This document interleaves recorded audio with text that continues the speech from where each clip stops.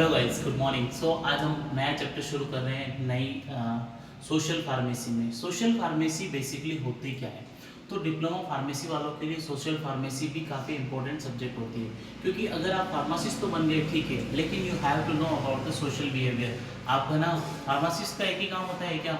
सिर्फ drug dispense करके और पेशेंट को देना? नहीं, ये नहीं होता है। उसके बहुत सारे एथिकल बिहेवियर होते हैं, उसकी बहुत कुछ एथिकल रिस्पॉन्सिबिलिटीज़ होती है, और उन एथिकल रिस्पॉन्सिबिलिटीज़ के बिहाफ पे ही वो है ना वो फील करता है कि सोसाइटी की वो कैसे हेल्प कर सकते हैं। और सोसाइटी की हेल्प करने के लिए ही हमारा ये सब्जेक्ट डिज़ाइन किया गया है कि सोशल फार्मेसी की क्या रिक्वायरमेंट रहती है हमारी।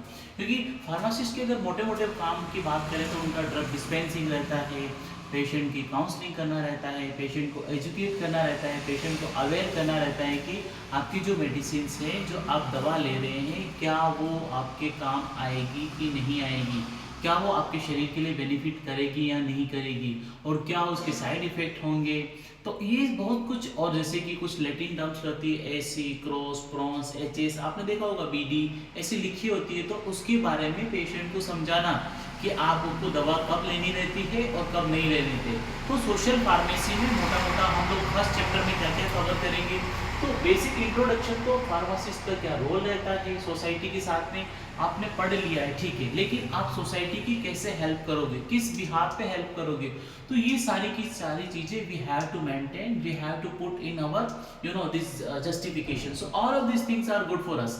सो after that, like concept of the health, WHO ने क्या कहा कि what is the basic requirement of the social pharmacy. तो डब्ल्यूएचओ के कुछ कंसेप्ट थे कि भाई हम why we are enrolling this subject in D pharma वालों के लिए सब्जेक्ट क्यों एनरोल किया गया सोशल फार्मेसी का। आखिर सोशल फार्मेसी की क्या रिक्वायरमेंट आ गई कि हमको है ना इसमें एनरोल करना पड़ा, जिससे कि आप है ना पब्लिक हेल्थ के लिए क्या क्या बेनिफिट्स कर सकते हैं।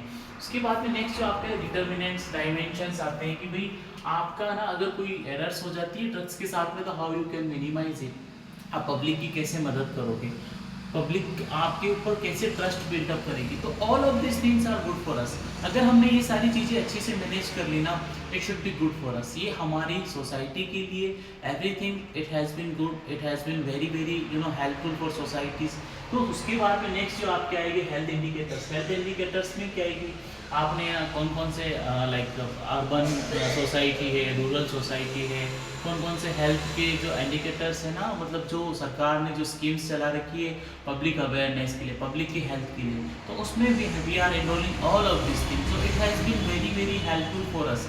सो इनके बिहाफ पे हम लोग क्या है कि एक जस्टिफिकेशन, एक रूल आउट सेशंस तैयार करते हैं, जिससे क्या होता है कि हमारी सोसाइटी को इससे बेनिफिट रहता है। और जितना ज़्यादा सोसाइटी को बेनिफिट रहेगा ना, it should be good for us. ये हमारे लिए काफ़ी ज़्यादा बेनिफिशियल होगा, क्योंकि इनके बिहाफ पे ही हम लोग है ना आगे फर्दर रोल आउट कर सकते हैं। इनके बिहाफ पे ही हम लोग फर्दर है ना सोसाइटीज़ की मैकेनिज्म को जान करके हेल्पिंग रोल आउट करेंगे, ठीक है। उसके बाद में जो आपके नेशनल हेल्थ पॉलिसी, आपने एनएचएम के बारे में सुना होगा, नेशनल हेल्थ मिशंस, जो कि केंद्र सरकार की योजना है, जिसमें क्या है कि अभी आप आयुष्मान भारत भी चल रही है। तो उसमें हर एक लोग का हेल्थ, स्वास्थ्य के प्रति अफोर्डेबल करना, उसकी रेट को कॉस्ट कटिंग करना।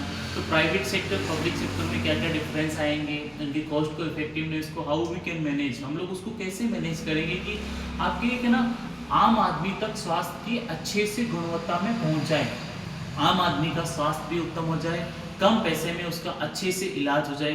तो उसके लिए सरकार ने कुछ पॉलिसीज बना रखी है, जो सरकार के कुछ सस्टेनेबल डेवलपमेंट गोल्स रहते हैं। सरकार चाहती है कि हर एक वर्ग को अच्छी शिक्षा मिले, अच्छा स्वास्थ्य मिले, सरकार का यह मिशन है। लेकिन उसके लिए सरकार क्या करती है कि आज ही उन्होंने वो एजेंडा लॉन्च किया और आज ही उस पर इम्प्लीमेंट नहीं करते। उनकी क्या है कि गोल्स होते हैं, जैसे आपने सुना होगा कि विकसित भारत 2047 2047 का भी सरकार।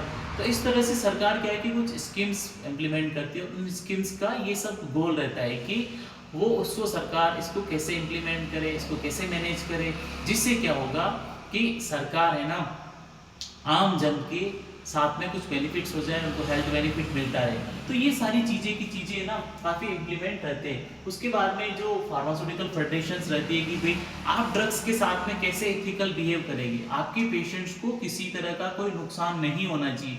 तो ये सारी टेक्निक्स, ये सारे टेक्नोलॉजीज कहाँ पे बिहेव कर, ये कहाँ पे आपको रूल आउट होगी, ये सारे आप सोशल फार्मेसी में जस्टिफाइड करेंगे। और यहीं से आप है ना पेशेंट पर्सपेक्टिव से, और all of this things are good for अस।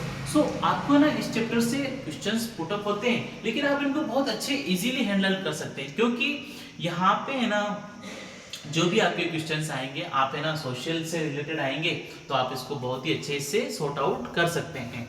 तो यहाँ तक कोई डाउट हो तो you can ask us, otherwise हम लोग है ना अब नया शुरू करते हैं।